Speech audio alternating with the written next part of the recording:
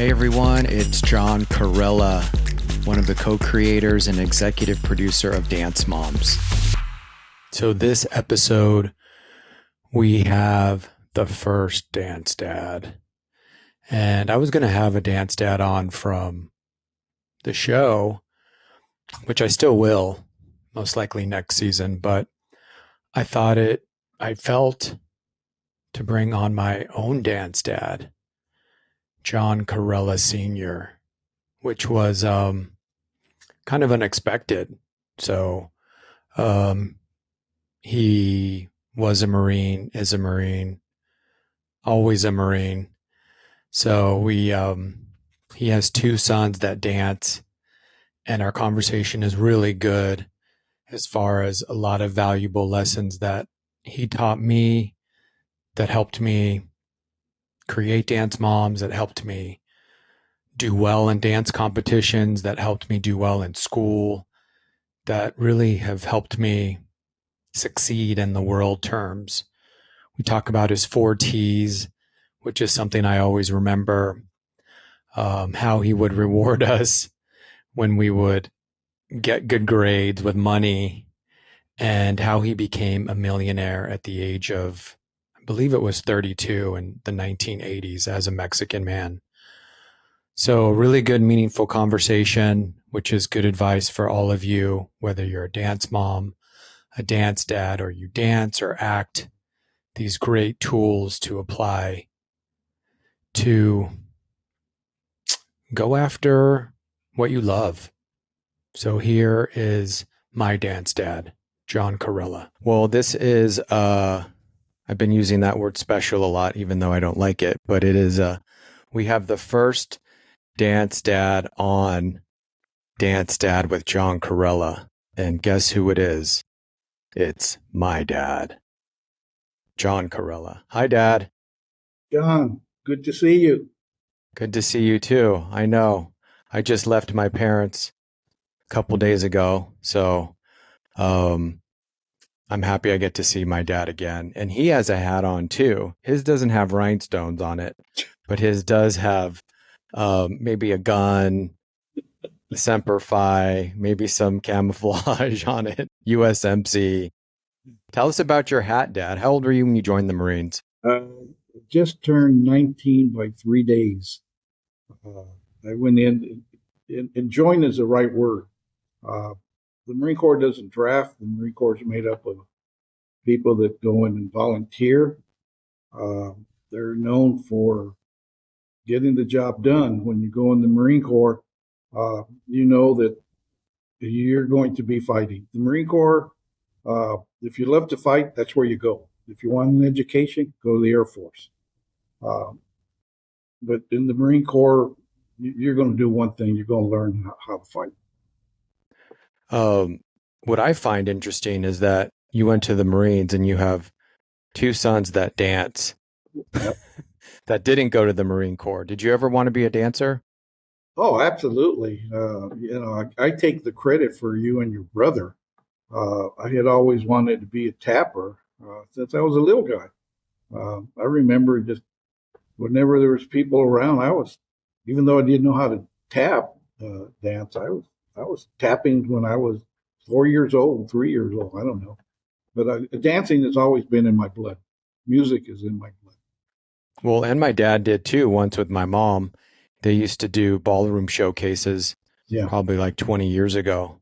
So how did that feel to get up in front of everybody?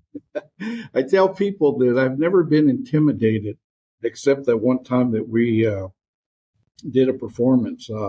I've been to meetings in the White House. I've met with different presidents, and never was I intimidated in those meetings. But when I got on stage to do ballroom dancing, and there was people watching, I guess it's called a recital. And yeah, they did do a recital. Yeah. And I was so glad when it was over, and I told myself, I'll never do this again. So see, you like to go into war, and we like to go on the stage, which makes us it can feel like war at times. But I brought my dad, everyone, on because he already talked about it a little bit. He worked for Well, I don't. Yeah, he worked for George Bush Sr. He's done contracts with the government. He has a congressional record. He was meaning the good record. A congressional record, everyone means they talk about you in the Senate. So it's a good one. And he was a millionaire by the age of 32. So I he has a lot of. I wouldn't be sitting up here. I wouldn't have been dancing. I wouldn't be sitting here if it wasn't for lessons that I learned from my dad. And I want to share all of that to you that you can apply to dance, to acting, to teaching, to whatever it is, whoever you are that's listening. But we are going to start off with these 4 questions because this is what I do with every guest. And I know this might freak a former Marine out, but we're going to talk about, I'm going to ask him how he feels, where he feels it, what color is it, and what is it saying.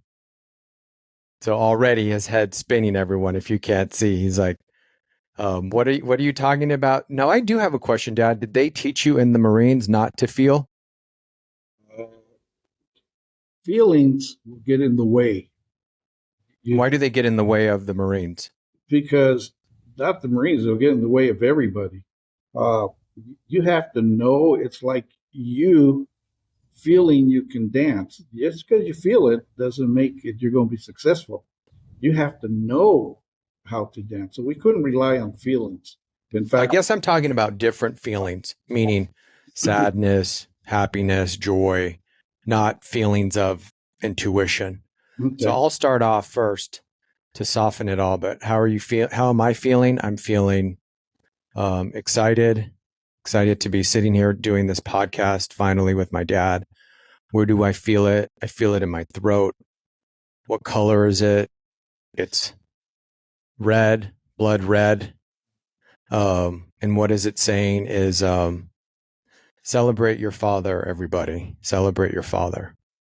So how are you feeling today? Okay. Uh, I feel physically, I feel very well. What am I feeling as far as emotionally? I'm excited. Everything is good. Uh, you know, when you focus in and you walk with God, not that we're perfect, but things are good. There might be problems, but things get solved. So things are good. I feel real good, physically and mentally. Where, if you were excited, where do you feel it? Do you feel it in your hands, in your stomach, in your brain? Okay. Um, this is like a cliche. I feel it in my heart. I feel it in my soul. So, uh, No, I think that's not a cliche. I think a lot of people feel that. And what color is it? purple.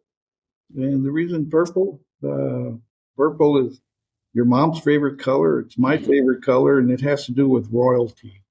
So, uh, yeah, I purple. never knew, actually, I knew that, but I forgot about that. That Yeah, purple, it has to deal with royalty. yeah. And what is it saying right now to you, that color purple that is excited? Uh,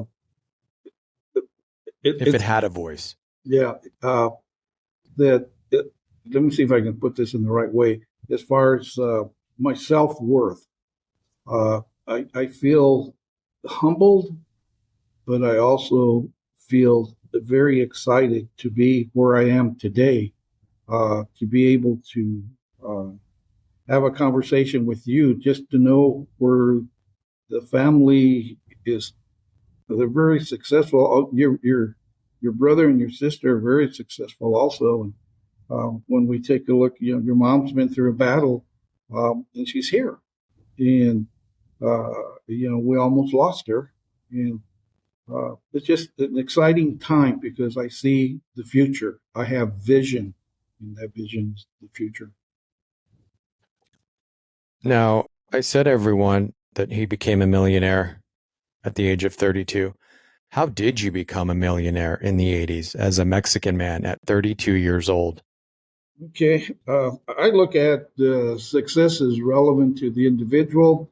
There were certain things that I wanted as a little guy growing up. Your grandpa had cancer, so there was a lot of things that we couldn't have. We weren't going to have, but I told myself that one day that I would be able to have these things. All of us have obstacles. You take a look, even a person that's wealthy, they have obstacles. Uh, so I looked at and saw my obstacles as an opportunity. Uh, What were your obstacles? uh, Growing up as a little guy, obstacles was that of being simple things, food, being able to eat in the cafeteria. That was almost never. Uh, Being able to have clothes to go to school. It was embarrassing at times, but you had to do what you had to do to get to school. And once Grandpa got better, we were able to start having the things that we needed, just the basics. So he fought cancer 3 times, and it was about 15 years in between each time. So uh, when you look at the obstacles, uh, was the color of my skin an obstacle? Yeah, it was. But I used it to my advantage. I looked at it and said, okay, because of the color of my skin, I am going to succeed. Instead of saying, because of my color of my skin, I can't make it. No, because of color, I made it a positive. I was proactive. What are the obstacles because of the color of your skin? It doesn't even have to be the color of the skin. That's an obvious physical. Someone that's missing arms or legs. You know they have an obstacle. But what about someone that they look normal, but inside they're not, and Mm-hmm. that they might have, they were raised as a foster child or something. Though they look normal, they have obstacles. So all of us have some kind of obstacle. What we do to get around that obstacle and make it an opportunity is the way I always viewed it. I didn't look at it as a negative, though it felt like a negative at times because when you can't eat, sometimes it hurts. So And who taught you how to make it a positive? Because most people would make it a negative, those yeah, obstacles. I've always have felt that. Your grandpa used to tell us that get an education, and also with an education you can have the things. You don't have to work as hard physically. The work is still hard mentally, but get an education. And as I started getting an education, I started believing more and more. Well, for instance, in this country, the liberties that we have, no other country has what we have. So I took a fertile ground and I took the opportunity, and that's the key word is opportunity, to be able to get an education and do the things that I like to do. For instance, I like to build. You like to dance. I like to dance, but I didn't get the opportunity. You did get the opportunity. Okay. But since I like to build, I took the opportunity to get an education because I went to school. After I got out of the Marines, I went to school to be an architect. And the class I was in, I knew once I graduated, I wouldn't be able to compete against my classmates that were too good at what they were doing. I rolled into engineering and electrical, and that's where I needed to be because I then could compete with my class. And I took that opportunity to be able to, once I got out of school, I knew I wanted my own company. And I went to work for an engineering firm, did that for several years. Your sister was born, and I still kept going to school and still continued to work. And then you came along, and by then I wanted my own company. I knew I needed my own company. So I started a design build company where I would design it and I'd build it for you. And it worked very, very well. Because I want people to know, I always tell people that even my father at the age of 76 is probably the most optimistic person I know. And he will say, I believe in this dream. He still dreams at 76 and has visions of doing things when people stop doing that. So I do want people to know that what was where you came from? What was the day in the life of 6-year-old John Corella? Okay. I come from a very adverse background. And what I mean by adverse is that I come from the ghetto. Uh, Here, they're called barrios. They're the people that live there are very poor people, uh, and we had our struggles. Uh, what does a little guy that and I have pictures of myself, which is very rare because you don't even have a camera. But I have some pictures of me when I was small, and you see me with no shirt, uh, ripped pants, and no shoes, and that was normal for me. That's how I ran around. Uh, Having an adverse background, I made myself certain promises, and that was I was when I got old enough. One of the first things I wanted was a Three Musketeer, and I told myself the day would come that I'd be able to eat as many Three Musketeers as I wanted to. So that was the goal. As a little guy, I wanted a candy bar. There was times that you go to bed and you haven't eaten and you're not going to be able to eat. There's nothing there for you. Uh, so I would look at newspaper ads. I would look at magazines, and I'd see pictures of like hamburgers. So I would rip them out and I'd stick them in my mouth and I would chew them and I would pretend I was eating a burger. So that's how I lived within this environment. Your grandpa, as he would get better, he would be able to work for a little bit. So we were able to, I didn't have to look at a burger. I could then have one.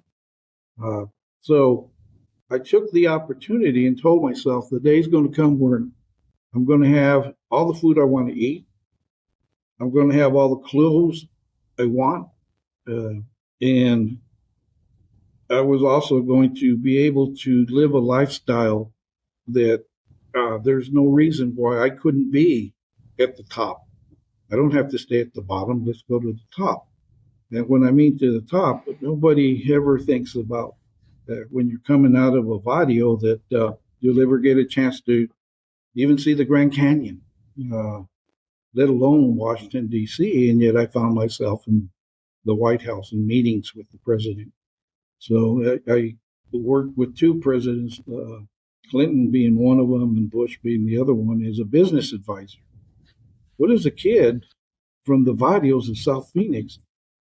How do you get to the White House? So I'm writing a book right now from the outhouse because we didn't have toilets. We had an outhouse. And from the outhouse to the White House. Oh, And I like that title. now, I didn't know that. yeah, and only in this country can you do it. I mean, we come from literally nothing, and yet here I am eating the finest foods there are. Then we got to travel. As time went on, the food that I wanted to be able to eat, whatever I wanted to eat. But now I look back and I think about when grandma was making tortillas in the morning, and that's all we were going to get. That was my lunch to take to school was a tortilla. Uh, and then how I wanted to be able to eat other foods. Now, what I would give you to have one of grandma's tortillas. It's priceless. Yeah. Yeah. So I know. I can understand that. yeah. So when Well, mom, and so, when you're over at the house and mom makes tortillas, I love it. So when, so you're all seeing the difference. And I think, my dad was also able to give me, myself, my brother, and my sister opportunity to pay for dance classes. Even traveling helps. So he broke that, meaning they're only, I know you and I have talked about this generational wealth that it takes just one in the family. And then after that, it can be a snowball effect. And I do know that my dad broke that. And, yes, my dad did all that, but he went from what he said to, I mean, he had a Ferrari. He would get me, if I wanted Guess jeans, I was able to get what I want. I had a BMW, so there's a lot of the from that to that is very few people do that. So I want people to know what it is. And there's things that I remember you teaching, and I want you to teach them. Tell us about the 3 T's. It's actually the 4 T's or the four. Oh, 4 T's. Yeah, 4 T's to success, and everybody has the keys to success. I sit on the board at the university here, Primus University, which is a school, it's a Christian school for that of, if you're interested in getting your doctorate's degree. I was brought on board for that to advise the school as far as on the business end of it. I also lecture here as a professor, um, and I call it, but 2 lectures I do. One of them is called "What Do You Want?" Most people don't know. The other one is the 4 keys to success, or the 4 T's. And we all have these keys. It's a matter, are you going to use the keys? And what are the keys? The first one is a talent. You have to know what your talent is. What's the talent that God gave you? If you're not good at math, don't try to be an engineer. You know? So if you're not good at colors and painting, don't try to be a painter. Know what your talent is and exceed and excel in that talent. There's people that, John, you come across all the time that want to be dancers and they don't have the talent. So you have to know what your talent is. The next T is that of timing. You have to choose the time in which to be able to succeed in, uh, as far as what you're trying to accomplish in life. What is it that you're going to do? What's that talent that God gave you, and when's the right time to do it? I use examples for what is the right time. During an economic turndown, which is what this country's in right now, uh, there's a lot of businesses that are going out. You'll see restaurants that are just falling every which way. Is now the time to start a restaurant? Not necessarily. You go to the banks and they're not going to be too favorable in you starting a restaurant. But you can't let that discourage you either. So, but timing. Yeah, and I want to chime in because when I created Dance Moms, it was in 2010, 11, which was, A bad time. yeah. So, but somebody bought it, Yeah. so there is, you obviously want to, like, I like that you said, yeah, there is a time, check that out. But sometimes, you go for it anyway when it doesn't seem like it. And, people thought I was crazy to do another dance show. Yeah, exactly. But you still went forward with it. I did the same thing when I started the company. Um, Construction was we were in a downturn, and that was not the time to start a construction business yet. I knew I could do it, and so I leaped and I went forward, and it worked. It worked. Maybe it worked. Another good way would be saying God's timing. It Uh, worked because of God's timing. well, which is very important too when you say God's timing. God gives us knowledge, and with that you couple it with wisdom, and you should know when is the right time.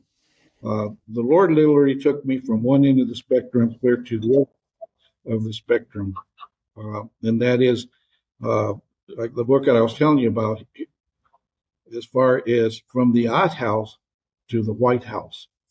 And here I am sitting and eating with these different presidents, and the timing is very, very critical.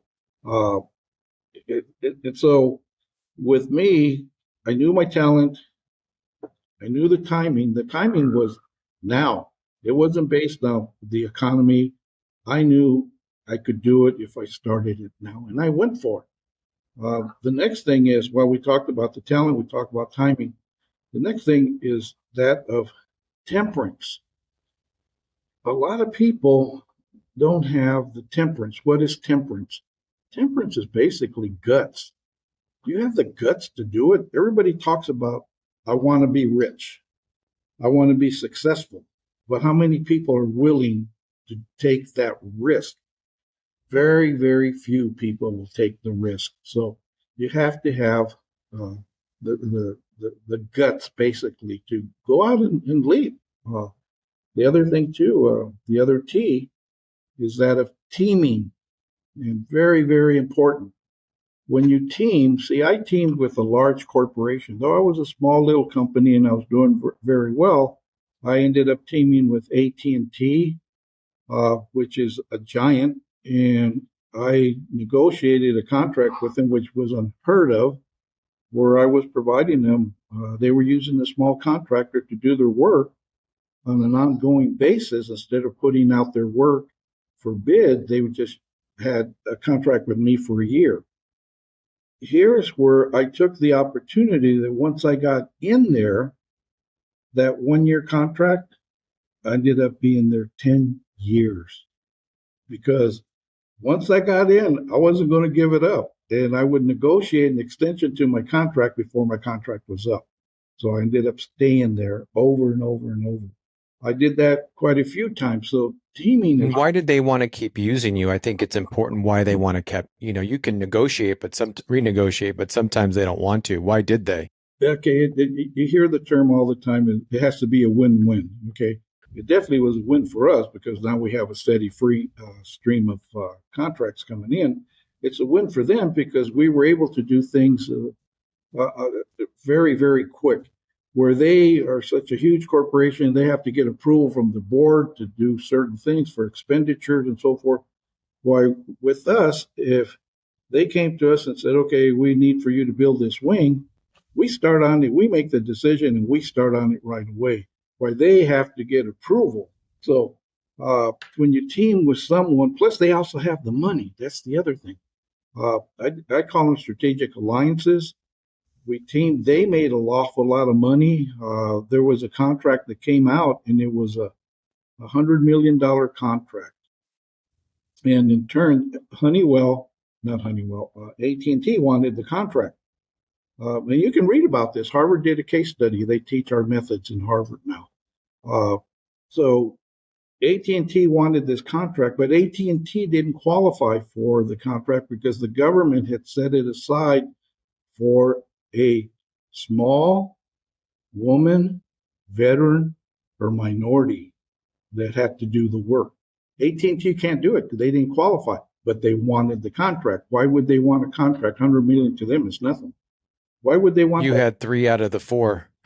Yeah, and they wanted it because on back of that contract was a huge, huge contract. So whoever got the smaller $100 million contract, was then in line to get the big contract. So AT&T, along with us, we teamed together, met with the federal government, got the contract. We got the 100 million. They got another 400 million on top of it. So we got 100 million. They got 400 million. And then the extension of these contracts just went on and on and on. So it was a beautiful strategy that AT&T used. So in teaming, could I have done that $100 million contract by myself? No way. Could they have done the contract? No way. The government wouldn't give it to them. But if we teamed together, now they win, we win. And it was a great contract. I did probably 4 of those type of contracts. I like that you said win-win because I think people go into, I know I have at times of what can I get? And they're going in with what can I get rather than what can we get together, which seems a better way of renegotiating. That's great wisdom on your part because I always go into it looking at what can I give you, not what can I take from you. And that's the problem with most people nowadays. It's what can I take? No. What can I give you? And when I would go in to meet with these different presidents, it was what can I do for you? I know what you can do for me, but what can I do for you? And then I would convince them that I was the person that could do it because I could be in a small company. I can do things they couldn't do. I don't need board approval. I am the board. Right there. So, Well, give us one little, because everyone listening probably is not too many people have been in the White House. Give us one like small little detail that you remember about the White House that tells you about your experience. My experience going in the White House, like I tell you, I was excited but not intimidated. I'm more intimidated on the stage, but it's very very exciting to see things that are 200 years old. Here, at the White House, you see things in here that 200 years ago, this whatever you're looking at was created, and here it is. You're seeing history. You see things, artifacts in there that of this country, how this country grew.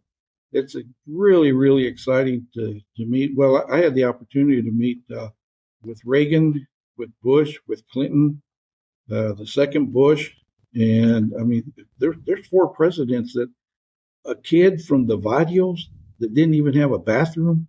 Are you kidding? And look at how the Lord took me from one end of the spectrum and put me clear in the other end of the spectrum. So, what would you have to say to, obviously Grandpa was a big influence and he um, was a good man Yeah, coming from where you did. What about people who are in those communities who don't have a good dad? I mean, unfortunately, as you know, some of those dads are in prison or are getting into trouble, but still has the desire to do what you do.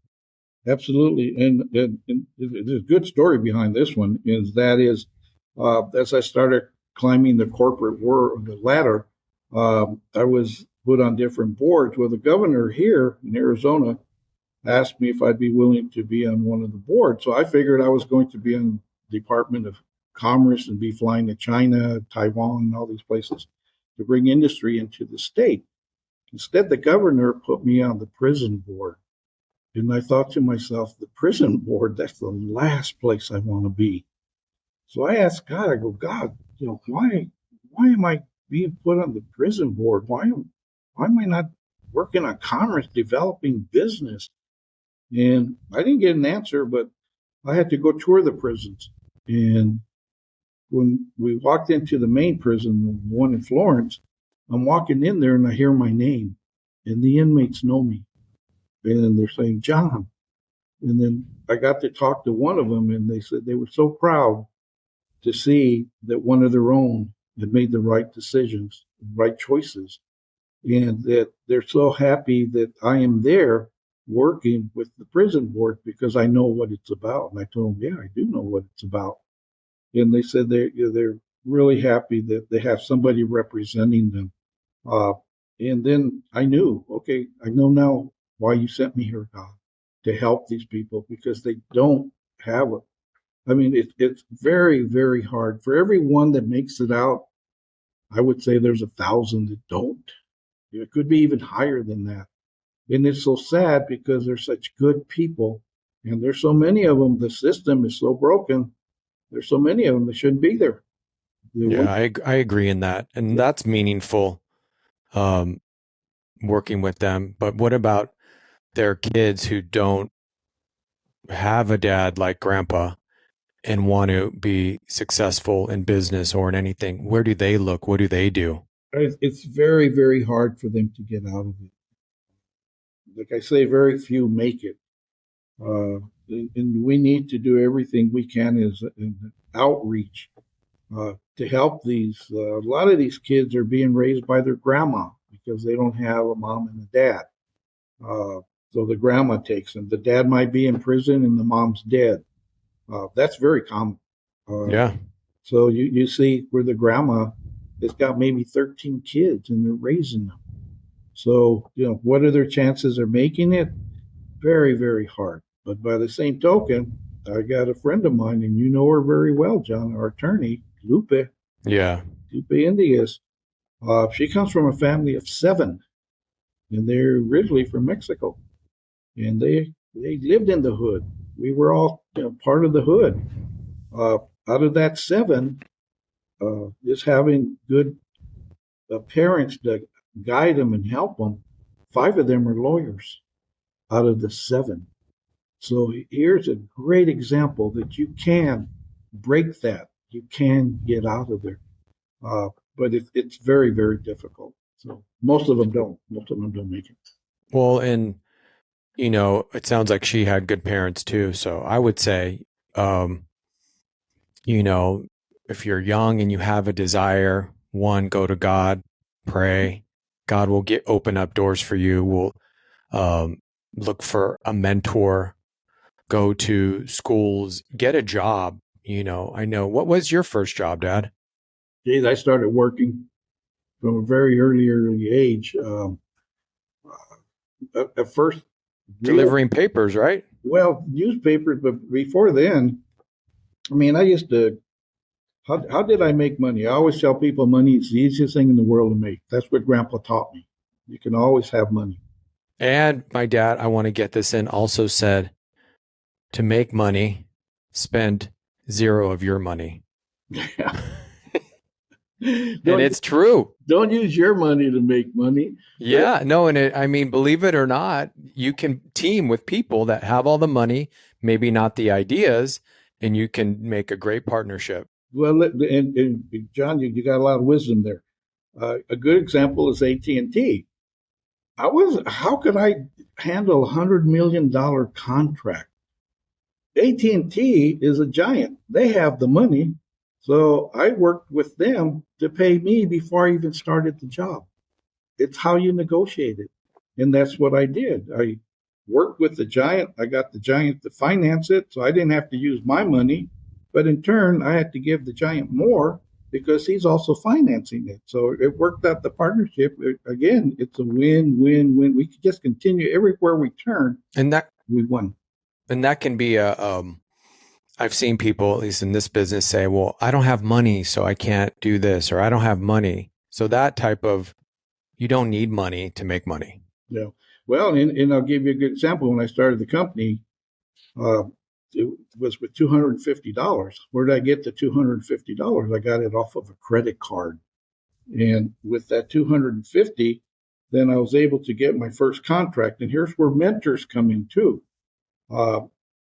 I was asked by this one developer if I would do the drawings for him to build a shopping center, a small one. I did the drawings, and then he asked me build it.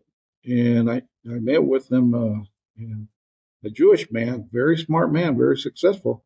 And he asked me to build it. And I told him, I said, I'd love to build it, but I don't have the money. So he asked me, he says, how much money do you need to get started? So I told him. He opened up his desk drawer, pulled out his checkbook, and wrote me a check for that amount. I didn't even have a contract.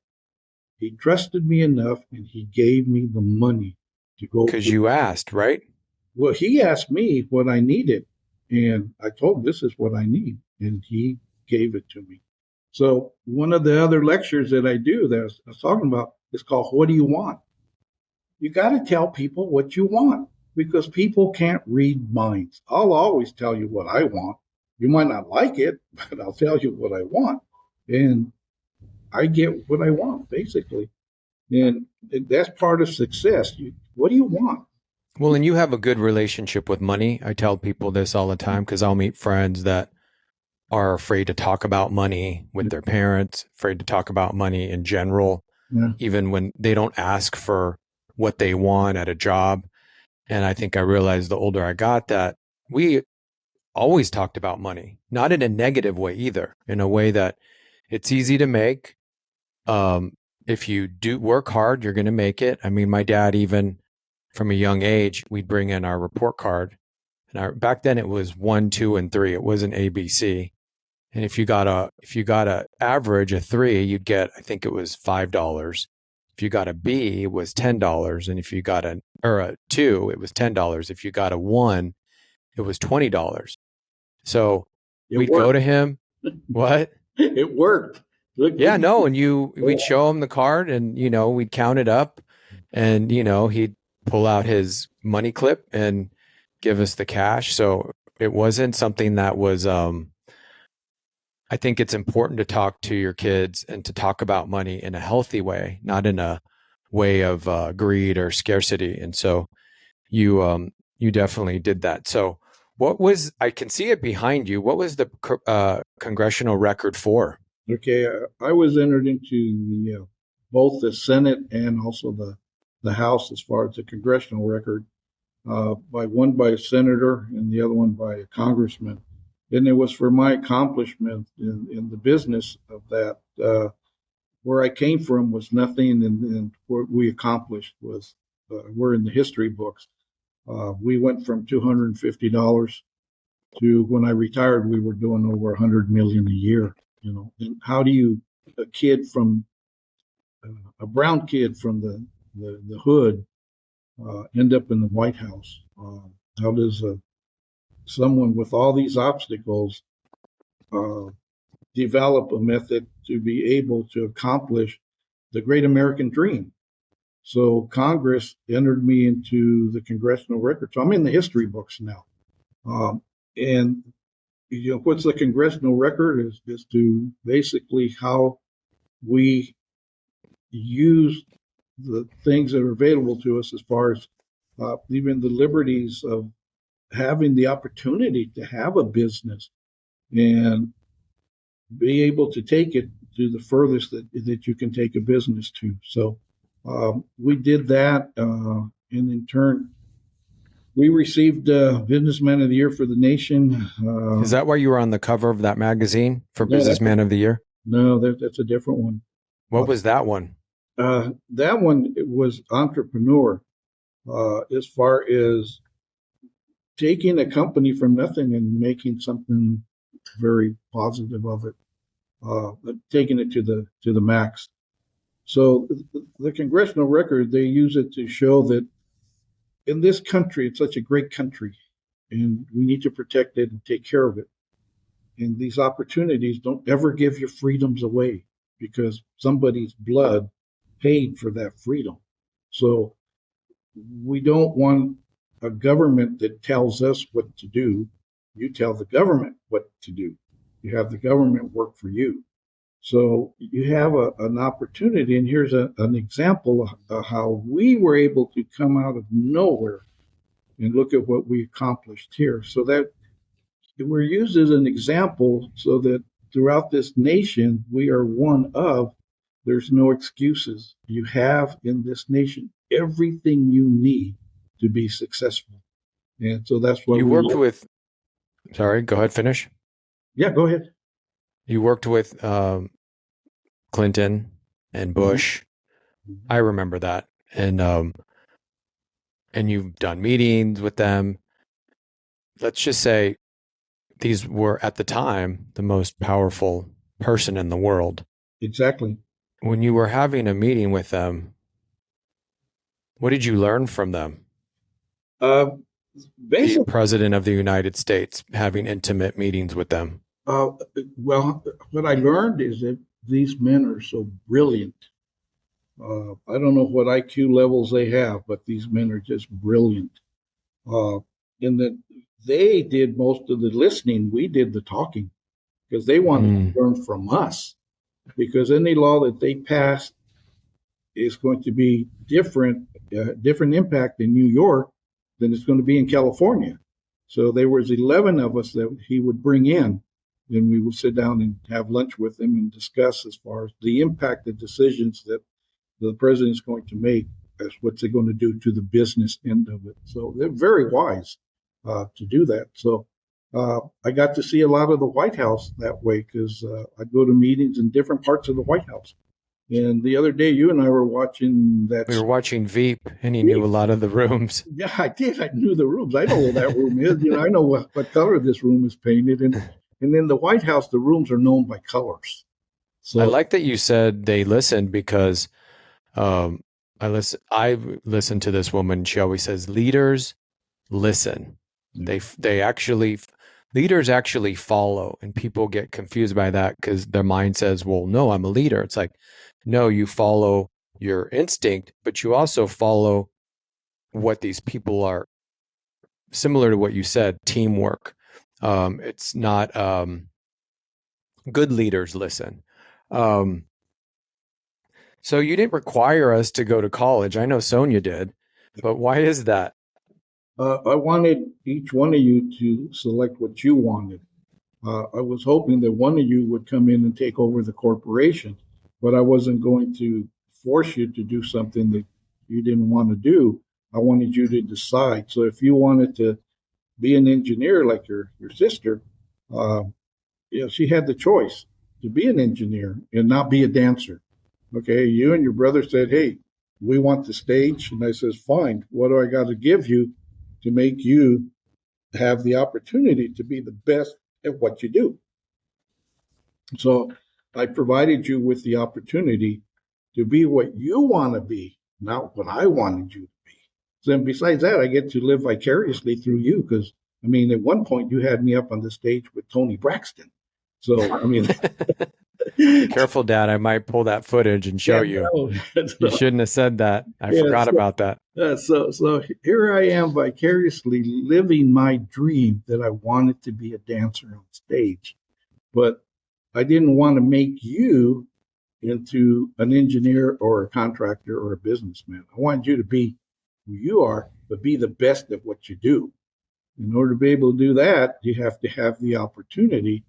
But even with the opportunity, if you don't have the desire, you're not going to do it. It has to be burning in you. And it was burning in you, which is very evident. Take a look at what you're doing now. So all three of you, look at what you guys have done. So Well, thank you for doing that, because a lot of parents um, make them, or make them and want them to do what they're doing. I think yeah, my experience was you don't like to crush people's dreams.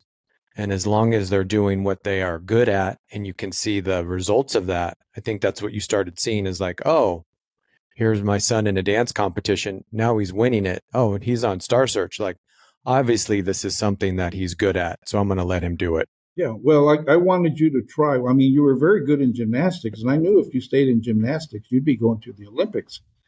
I was glad you chose dance, though, because I was afraid in gymnastics it'd be very easy for you to get hurt and be paralyzed.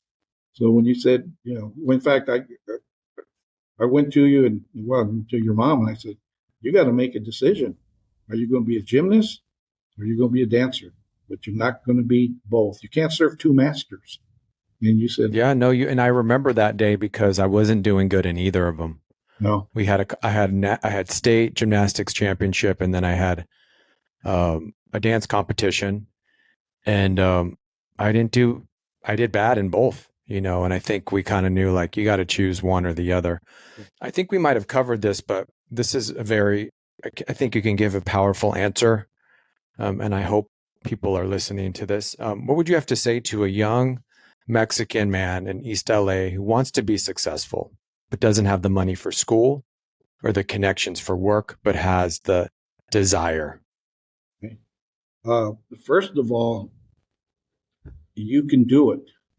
Uh, Nike has that symbol they use, and just do it. Well, we didn't have the money to go to school, so how did I go to school? I joined the Marine Corps. I let them pay for it when I got out. I was willing to pay that price. I look at the price that you and your brother and your sister, though you had the opportunity, you still had to put the time in. You can have the opportunity, but you've got to put the time in. Yeah, but we also lived, behind a guard gate, Dad, next to other congressmen. So I'm talking about people that, Yeah, aren't driving to BMWs to high school. yeah.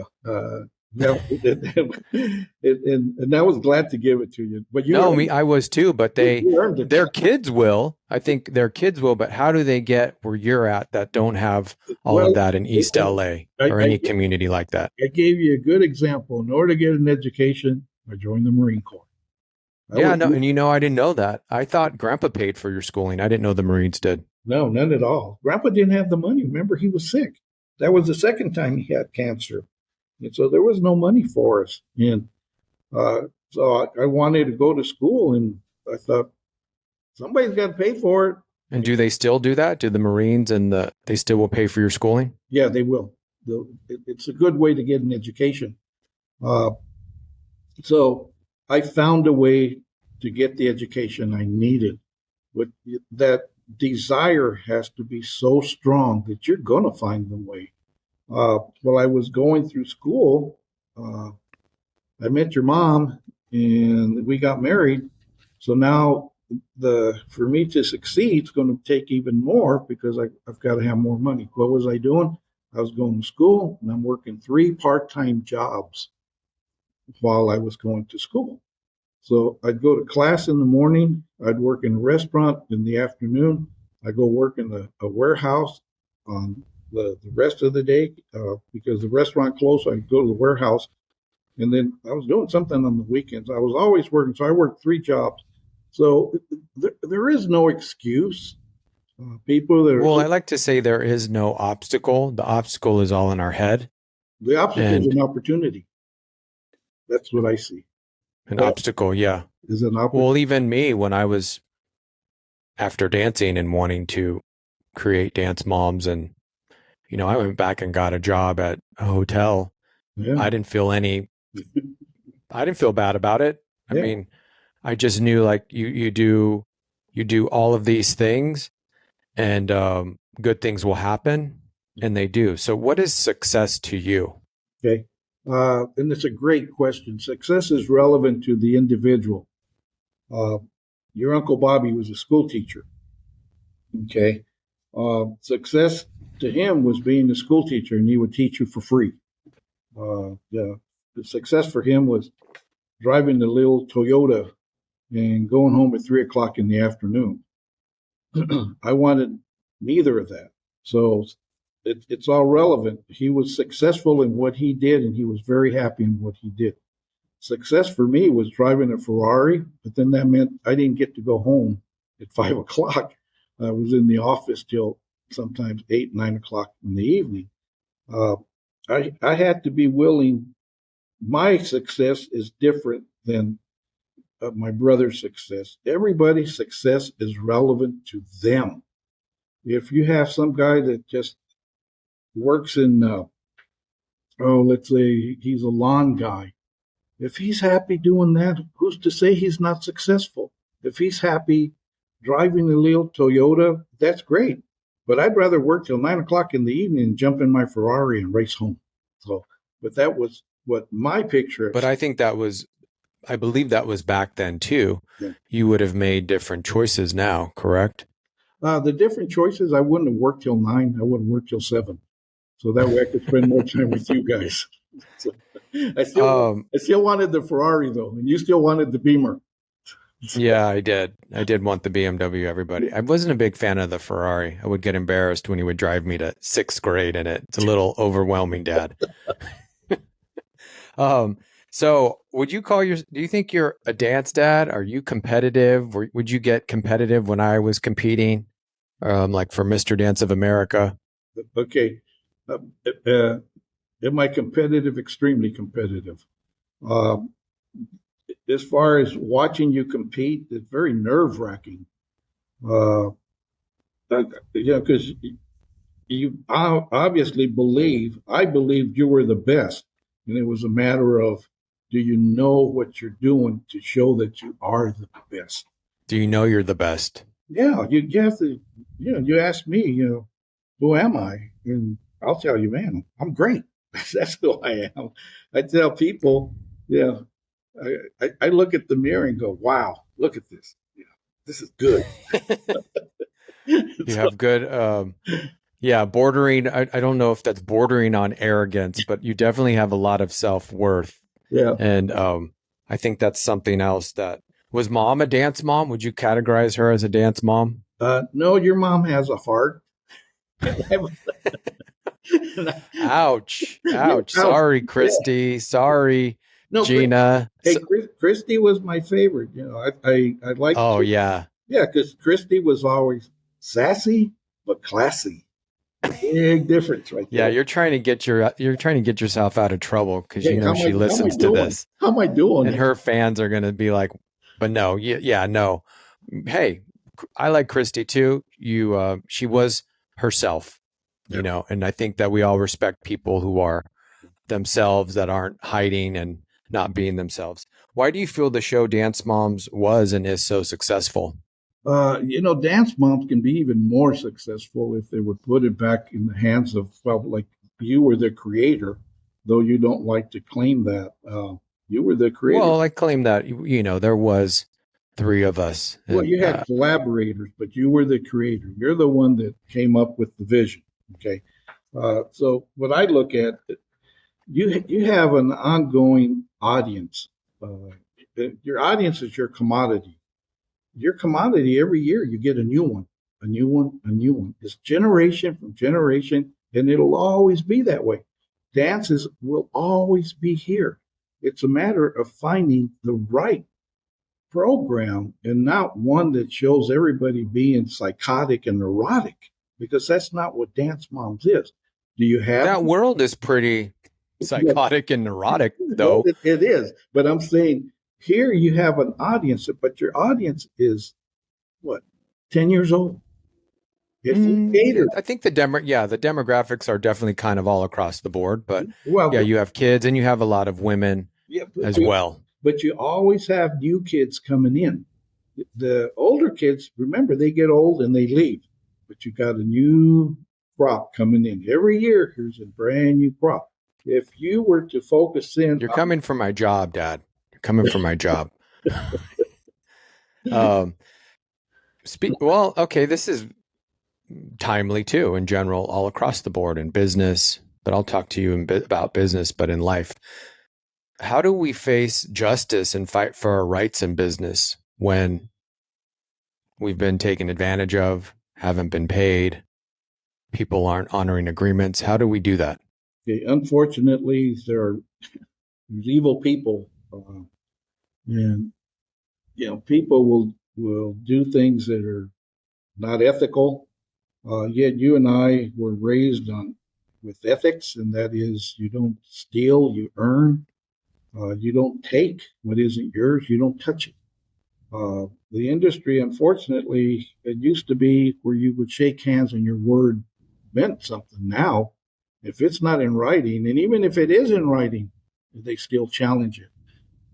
So we've changed a lot since I grew up or grow in the process of growing up. The values have changed. So what do we do as far as success for a person? You're dealing with a lot of different dynamics than what I dealt with. You've got dynamics now that you better have it in writing. You better have a lawyer. You've got to, as far as on the business end, you need to really know business. And before, if you didn't know business, it was okay because you get paid for your talent, whatever it was. Because people honored their word. So how do we learn business? Okay. Well, one, education. There's a lot of people that are educated but not educated in business. You have to have a business background. Remember, you're a commodity. You're selling whatever talent you have, but you better know how to read a financial statement, because if you're making money and you don't know how to handle that money and somebody else is involved in the handling of it, you better have financials that tells you where your money is. You better be able to read it. So you need a business background. How do we protect ourselves in business? Good people. I mean, I've got a great tax attorney. Yeah, you know her very well. She's a business attorney. She's a tax attorney, and she's awesome. So you surround yourself with quality people. People that, for instance, a doctor, you're going to get the best doctor there is, or that you think. You don't go get the worst doctor. If you're sick, you don't want the worst doctor. Sometimes we go into business, and maybe you experienced this when you were younger, when we are desperate for money. So we take bad deals. Any advice on that, on people that are desperate and own a business? Okay. A great question. And I've been asked this question before by businessmen, and they go, okay, I'm owed X amount of money and they're leveraging on me. They don't want to give me the full amount, and this is all they're willing to give me. Well, sometimes you have to take it. You don't have a choice. Case in point, I was selling a company, and I'm dealing with, I'm in New York, and I'm on Wall Street there dealing with the different banks, and we negotiated a deal. So then I come back here. The attorneys were there in the conference room. We were all there. We sold the company. And I come back here, and a couple weeks later, I get all the legal documents. And I read the legal documents, and they're not what we negotiated. Thank God you read them. So I read in there. So I call up the attorney, their attorney. And I said, hey, these documents are not what we agreed upon. So he told me, he says, you want the money? I go, of course I want the money. He says, sign the documents. That's all there was to it. Even though we negotiated a different price, I needed this money. So I even their word. I mean, they flipped on me. Yeah, it's definitely changed in that sense. So I always tell people in anything, whether you're dancing, acting, creating a business, a producer, is just, make sure you read your contracts and make sure you have someone, legal counsel, look at it. Absolutely. And trust yourself. Trust yourself. Sometimes you do need to sign it no matter what. And sometimes you can say, no, that's not what we agreed upon. But how have you changed since being that 30-year-old millionaire? How have I changed? Okay. Wisdom, for one, and wisdom doesn't have to come through age. A lot of times, wisdom comes through experience. So, what I have changed, my values have changed. Now, whenever I have an important decision to make, as I sit on the board of this university, I will pray on it. I'll ask God, show me, what should I do? And God does. He'll show you. If I make this decision, what happens? I make this decision, what happens? So I pray on decisions I have to make. And what we do, as far as to accomplish what we need to accomplish, let's say it's on a contract, and they now have changed the contract. Well, I'll pray and I'll ask God, okay, what do I do with this? Sometimes I will pick up the phone and I'll call people that I need to and renegotiate the contract, even though they tried to slide it in a different way.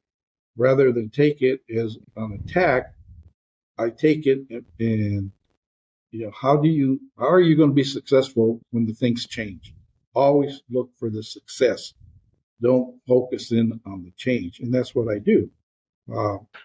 A simple little example. Your mom the other day was selling one of the little models I make. And one of the little models I make is selling for $150. And the guy put in a quote and he said he wanted it for $50. Well, your mom got mad.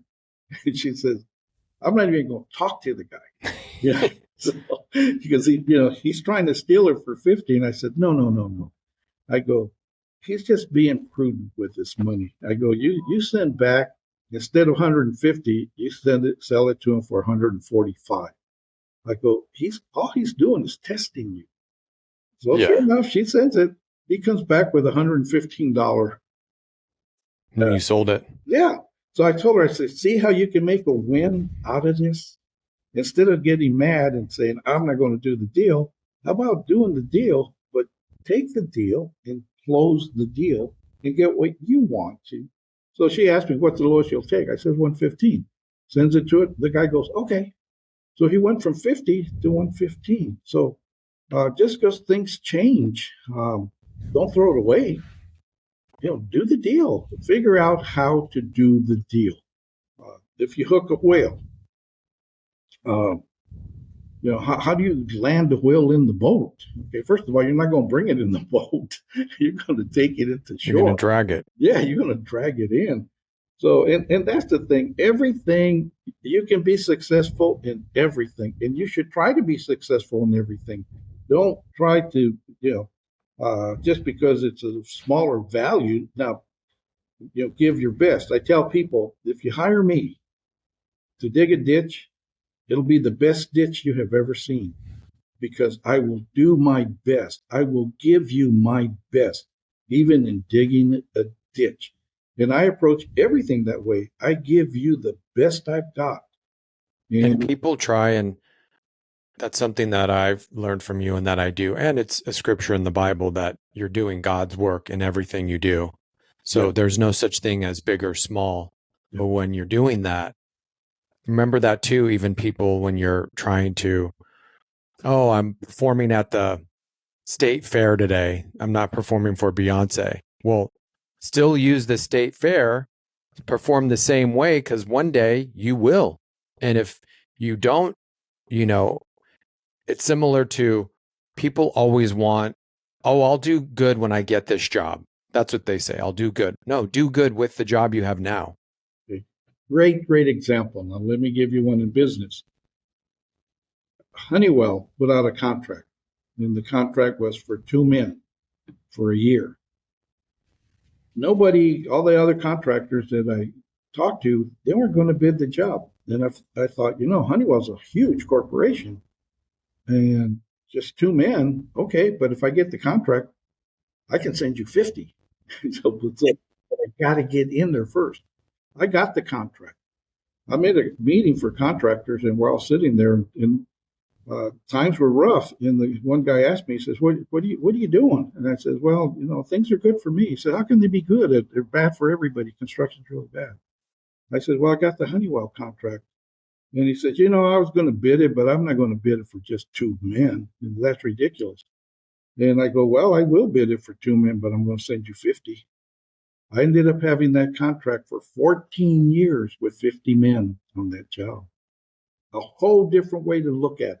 They all looked at it and said, I don't want it. I said, yeah, it's too small. I'll take it. It's too small, that type of thing. Yeah. Also my dad talked about his models. He makes these elaborate car models, plane models, marine models behind him. Well, those aren't really models. You actually paint those models of Marines, but you actually will build these. I mean, I'll probably post a picture of it. He just did one in 2 days. It was so fast. I do believe, though, when you access that creativity, it is helping your business as well. I mean, you might not believe that because you've been doing these models forever. So I think even keeping your creativity going helps your business. Yeah. Well, it helps me to be able to think, because as I'm creating, I'm also thinking about, what are the solutions to different things that I'm doing. So, And the doll houses he makes. Geez, I mean, these are not your average Barbie doll houses. They are built by a man who would build hospitals. And so you can only imagine how elaborate they are. Okay, let's do these last final questions. okay. And just off the top of your head. And if you don't have an answer, that's fine too.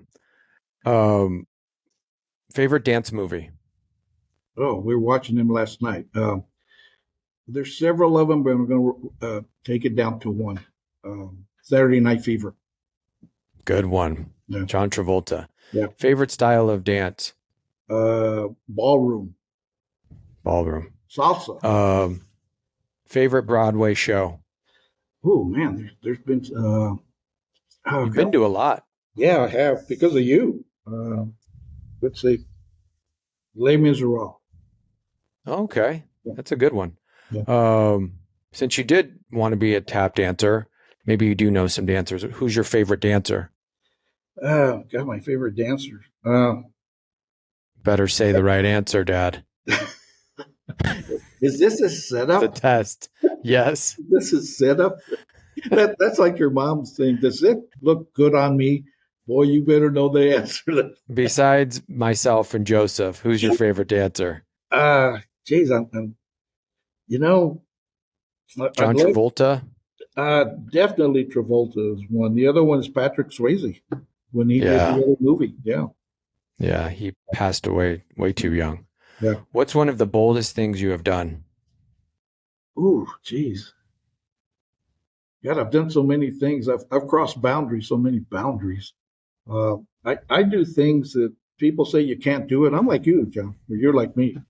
People tell you can't do it, but you do it anyway. I love when people say that. Well, I'll go back to my dad's answer, but only because people get discouraged when people say that. Yeah. And I actually like it because I'm like, well, great. I'm not on your radar. You're making my lane a lot easier to get to the end result because they're not even paying attention to me. So that's fine. But what's one of it can be big or small. but one of the boldest things you've done in your life. The boldest thing I've done, well, as far as starting your own business, it takes a lot of guts because you're going to leave the security. In your case, you didn't have any.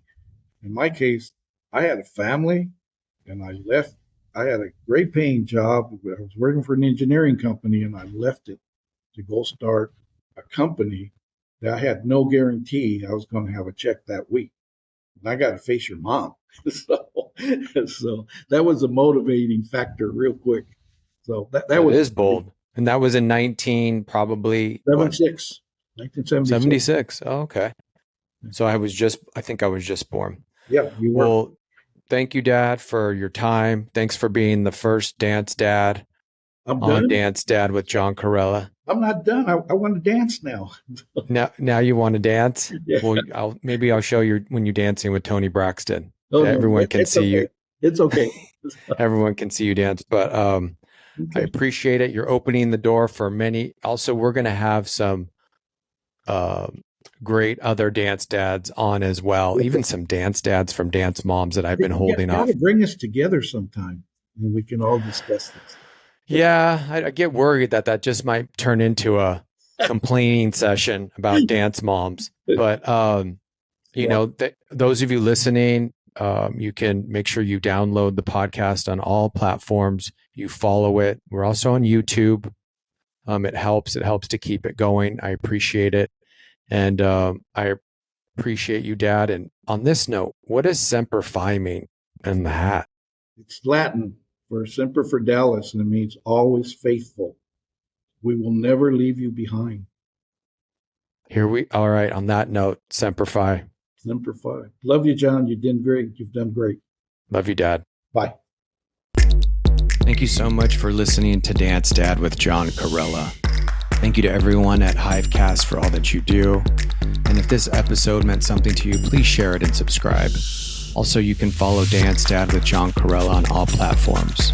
But most importantly, remember to be bold and be fierce.